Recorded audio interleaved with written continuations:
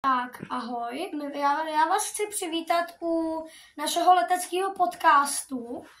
A tenhle podcast, jak už se vyplývá z názvu, by měl být směrovaný jakoby k letectví. A ještě vám chci představit kamaráda Kubu, ten se mnou přijel. Ahoj, já jsem z Brna, z Moravan, jestli víte.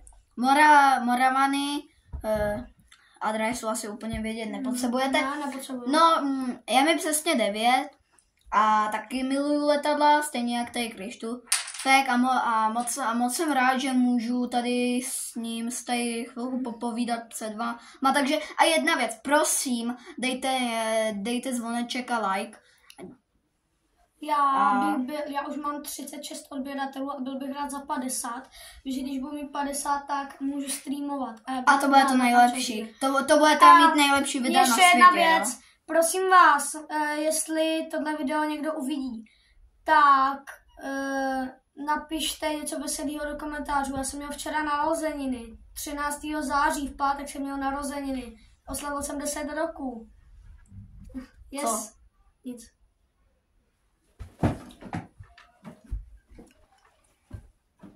Tak na začátek podcastu? Na začátek podcastu. Na letadla. Tak, dobrý, kamero. Máme tady i kameramana. Jo, čau, kamero. Čau.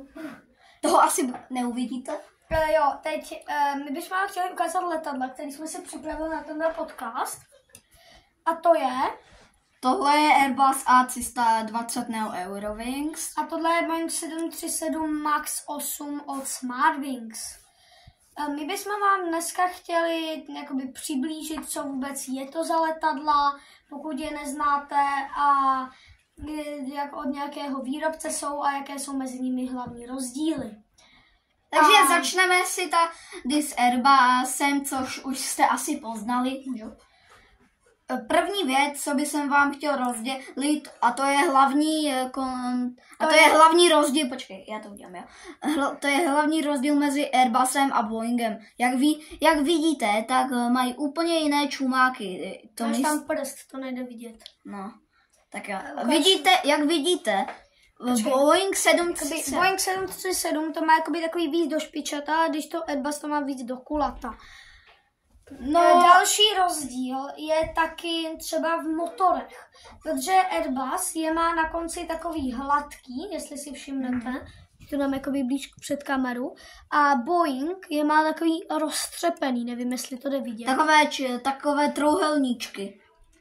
A taky to jde vidět jinak, že ten tvar toho motoru, on je dole takovej splacatělej trošku. Mm-hmm. U Airbusu je kompletně kulatý. No, další věc. Moc se budu mluvit o jedné věci. Já jsem totiž s těmato obouma letadlama letěl. No a první věc, nevím, jestli to je kvůli aerolinkám nebo jako kvůli letadlu, ale jestli si vezmete v Boeingu 737 MAX máte sedačku nějak takhle velkou. Prostě nějak takhle.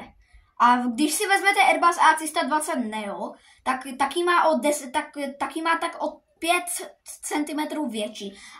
A to se mi na tom jako strašně líbí. To je kvůli aerolinkám, protože aerolinky oni si můžou zvolit, jaký chcou sedačky a kolik jich chcou. Takže to je na aerolince. Tak.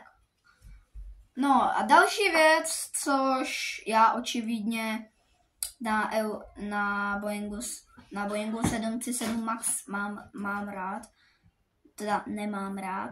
No, jako je to takový nemám.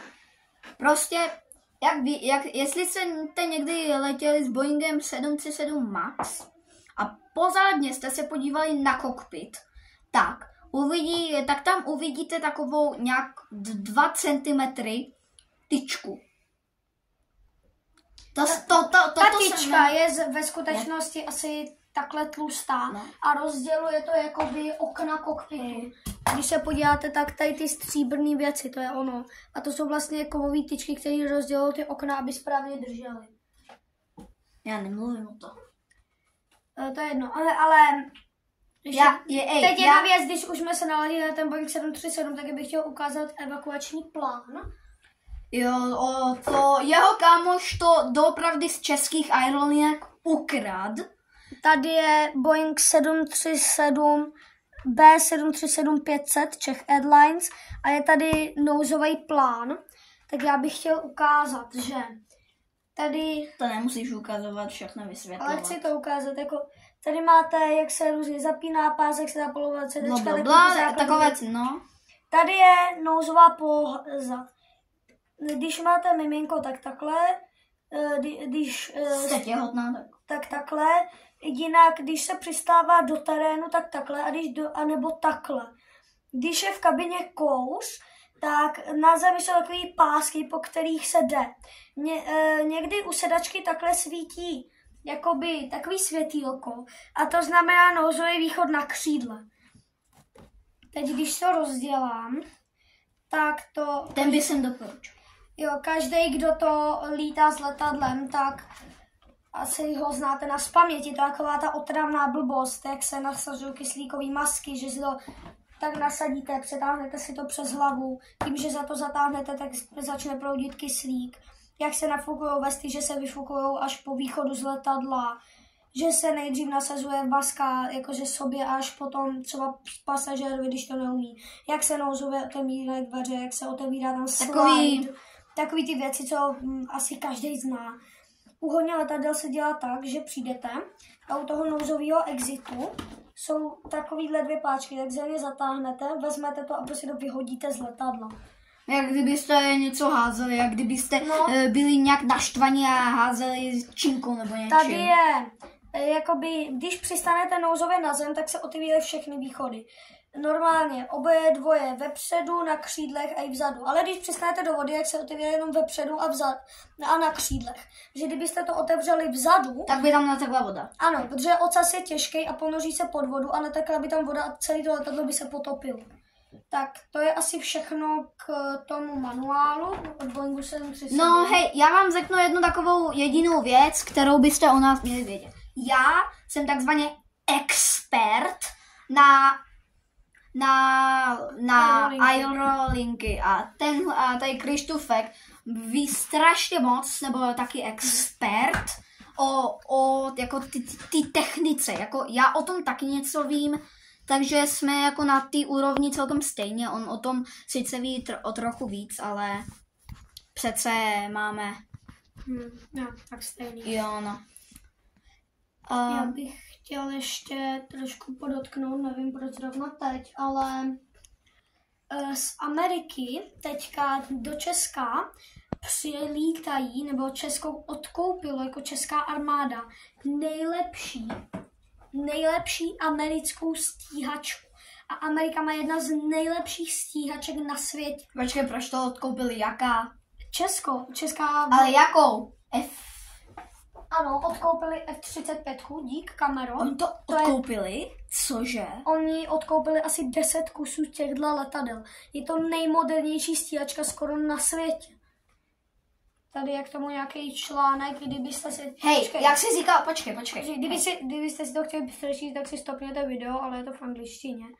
No, co jsi chtěl k tomu? Takže, jak jsi ty říkal, skoro nejlepší, tady to máte The World's Most Advanced Fighter. A to je v češtině světový nejlepší bojový letoun. Takže jako česká armáda si hodně udělala toho víc. Doufám, že je nebudou plýtvat na nějakou tu Ukrajinu. Jako ne jako plýtvat, ale musát si jim naučit něco zestřelit. Podle mě F-35 už jsou nějaký na Ukrajině, ale to asi ne. Vím, že mají F-16 na Ukrajině.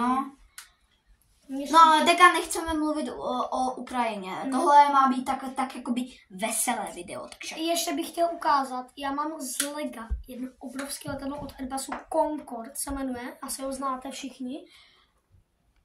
Díky Camero. Je to takovýhle letadlo. Je tak pro představu. Ten Concorde, abyste věděli, jak je v realitě velký. Délka toho, nebo teďka jsem asi byl mimo záběr. Jak jste viděli, tak ten Concorde, on má na délku úplně od spoda až úplně na vrch 115 cm. Já mám 140. A je to fakt gigantický letadlo. A ještě jedna věc. Teďka, když jakoby začnete kroutit tady tímhle vzadu, tak se začnou... Vlastně ono to má strašnou tu technologii, že se to vlastně jenom tam jim se nepovedla ta věc. Jak vidíte, tady je zadní kolečko. A to musíte vysunout ručně. Jo, taková malá přístroj, jak to nejde vysunout. Tak to je asi všechno o Concordu, kamero. Děkuju. Na postel to můžeš dát. Jo, jsme na posteli, jo? Jo, na posteli nejsme, my sedíme u zdí, která je asi jako jediná dostupná, že si k ní můžeme sednout. Protože jak asi, jestli jste teďka někde v Česku, což asi si myslím, tak, nebo v Brně, no, tak určitě vám tady od pátku lije úplně všude, prší, hnusně, fučí a my jsme toto právě chtěli natočit venku. Kvůli tomu počasí, jak asi teďka vidíte, nejde. Prostě bychom zmokli.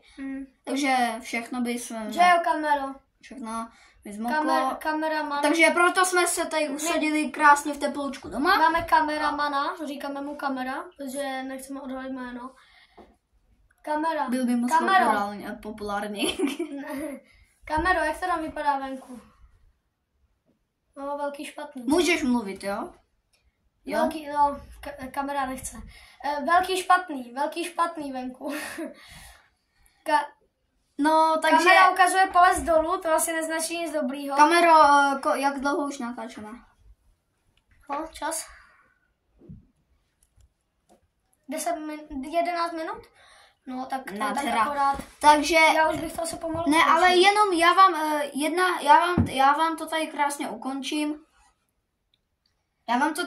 ukončím. Jedna věc, prosím, dejte zvoneček, like a subscribe, všechno. Jo, já bych byl rád za odběr, protože mám teď 36, jestli si dobře pamatuju, jsem se koukal před videem.